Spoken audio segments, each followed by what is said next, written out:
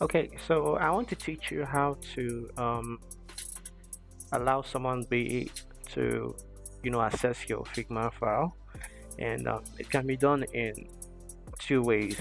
You can actually share someone the link to view just this prototype by going to the top here, share prototype, and then you can actually um, copy link. Okay, so basically anyone, you can see editors from the main file can also access, can view. So anyone can view if you copy this link and then you share to someone.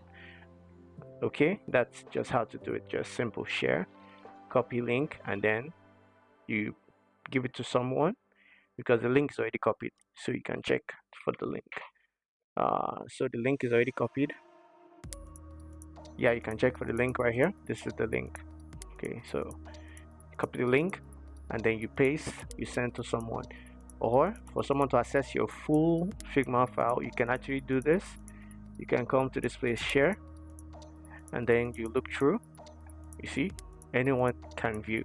You can actually change it to anyone. You can lock it, only invited people. But anyone at this point is better because you know that you are a team and then you're working together to achieve and learn UI UX. But invited people is when you're doing a project and you just want only just few people to be in that Figma file. Okay, and you can change it to edit if you want them to edit, if you want them to view. Okay, so it depends.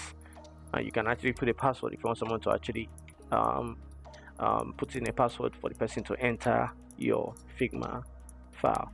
Okay, so you can actually put the person's email if you know the person, and then you can copy link and you send to that person.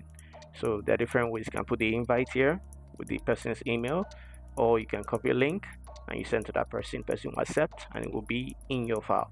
The when person is in your file, you can change it from here to maybe view or editor.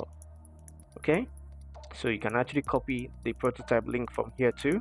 If you don't copy it from here, which is this place, share prototype, you can actually copy it from here, which is your main file too. Okay, if you have any questions, reach out to me.